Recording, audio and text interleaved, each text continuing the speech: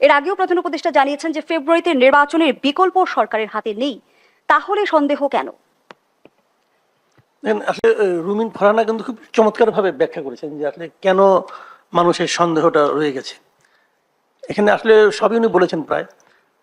যে জিনিসটা হলো কি, আসলে মূল ঘটনাটা ওখানেই যে যারা বলেছেন নির্বাচন হবে তাদের উপরই মানুষের আস্থাটা নাই, এবং এই আস্থা না থাকার কারণটাও তারাই তৈরি করেছেন, এটা কিন্তু অন্য কেউ তৈরি করে দেয়নি।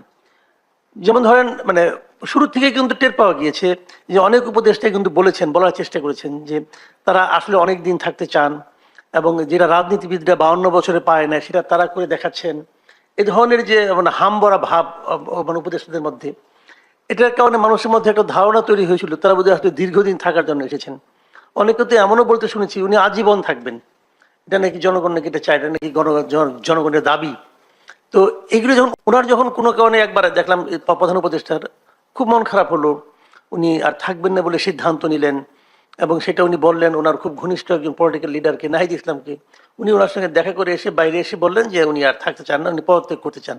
পুরা দেশে একটা হইচই। কিন্তু তার মানে কি, ওনার মনের কথা যেটা কাউকে বলা যায় না, সেই কথাটা উনি একটা পার্টির লিডারদেরকে বলেন, এনসিপি লিডারদেরকে বলেন যে আমার মন খারাপ, আমি থাকবো না। সেই এনসিপির একজন লিডার নাসিরুদ্দিন পাটোয়ারি কিছুদিন আগে বলেছেন, স্পষ্টভাবে বলেছেন যে ফেব্রুয়ারিতে নির্বাচন হবে না। বলেছেন না? বলেছেন তো। সেই কথা কি সরকার কোনো প্রতিবাদ করছে? উনি কোনো প্রতিবাদ করছেন? তো এগুলি কিন্তু লোকজনে মনে করে যে এরা তো হলো ওনাদের ঘনিষ্ঠ, এটা হলো কিংস পার্টি, মোটামুটি এটি হলো ওনাদের আপনার হিজ মাস্টার্স ভয়েস আর কি। ওনার মনের ভাব এখান দিয়ে বের হয় নানাজনের মুখ দিয়ে। আবার আরেকজন তো প্রতীক নিয়ে আন্দোলন একটা করছে যে যদি ওনাদের ওই প্রতীক দেওয়া না হয়, ওনারা যে প্রতীক চান সেই প্রতীক নির্বাচন কমিশনের তালিকাতেই নাই, ওইটা পয়দা করতে হবে, পয়দা করে ওনাদেরকে উপহার দিতে হবে, দেওয়ার পরে তারা নির্বাচনে যাবে, না হলে তারা নির্বাচনই হতে দিবে না। কে বলতেছে? ওই এনসিপি। তো এই সমস্ত কথা যখন মানুষ শোনে না, তখন মানুষ ভাবে যে এই সমস্ত কথার পেছনে বোধ হয় সরকারের একটা প্ররোচনা আছে। তার মানে সরকার এমন অবস্থায় একদিকে বলে আমি নির্বাচন দেব, সবাইকে বলে আমি নির্বাচন দেব, তারপরে এমন একটা পরিস্থিতি সরকার তৈরি করতে চায় যে পরিস্থিতির কারণে লোকই বলবে এই পরিস্থিতিতে আপনি কিভাবে নির্বাচন করবেন। তখন সরকার বলবে আমি তো চেয়েছিলাম, আপনারা যারা হিজ মাস্টার ভয়ে যারা আছে তার দায় কার উপর বর্তায়? তার উপরে বর্তায়, যে করেছে তার উপরে বর্তায়। বললামই তো সরাসরি জিনিসটা, যে উনি তো ওনার লোকজন। আমি এনসিপি যা কিছু বলে আমি মনে করি এটা ডক্টর ইউনূসের কথা, ডক্টর ইউনূসের মনের কথা। সবাই বলছে নাহিদ ইসলাম বলেছিল। এটা কার মনের কথা ছিল? ডক্টর ইউনূসের মনের কথা। কি বলছে? নাহিদ ইসলাম বলছে। উনি কি বলছেন আমি বলি নাই? উনি বলছেন? উনি তো বলেন নাই। উনি কি এ পর্যন্ত একবারও বলছেন যে নাহিদ ইসলাম ভুল বলছে? বলছেন? বলেন নাই তো।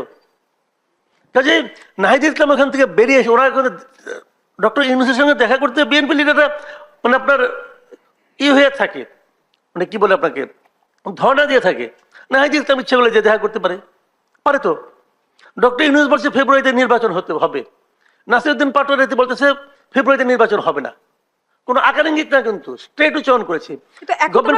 দেখতে পাচ্ছি মাসুদ কামাল, আমরা এখন দেখতে পাচ্ছি যে এনসিপির অনেক নেতাকর্মীরা সরকারের সমালোচনা করছে এবং বলা হচ্ছে যে এনসিপির সাথে সরকার এক ধরনের দূরত্ব তৈরি হয়েছে।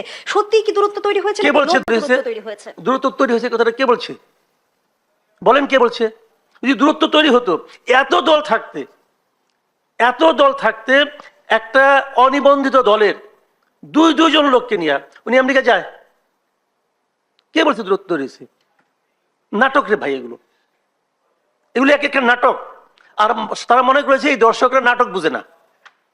আর কোন দল ছিল না।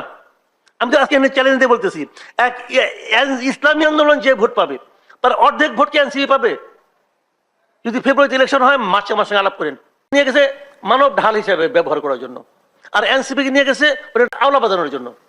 আওলা বাজবে। ডক্টর ইউনূসকে যতটা নিরীহ লোক মনে করেন না, উনি অত নিরীহ মানুষ না, এটা মাথায় রাখেন। সে রাজনীতি আমাদের রাজনীতিবিদদের চেয়ে অনেক ভালো বুঝেন। কিন্তু এই বিষয়টি পেয়েছি, আপনি বলছিলেন এনসিপির দুজনকে নেওয়া হয়েছে, তাদের কি আসলে রাজনৈতিক দলের প্রতিনিধি হিসেবে নেওয়া হয়েছে নাকি গণঅভ্যুত্থানের প্রতিনিধি হিসেবে নেওয়া হলো? গণঅভ্যুত্থানের প্রতিনিধি যদি ওরা হইতো তাহলে তো ওই যে সাদিক কায়েমকে নেওয়া উচিত ছিল। সাদিক, এই এনসিপির যে ছাত্র যারা আছে এরা নিজেরা নেতা হয়েছে, এদের জনগণ নেতা বানায় নাই।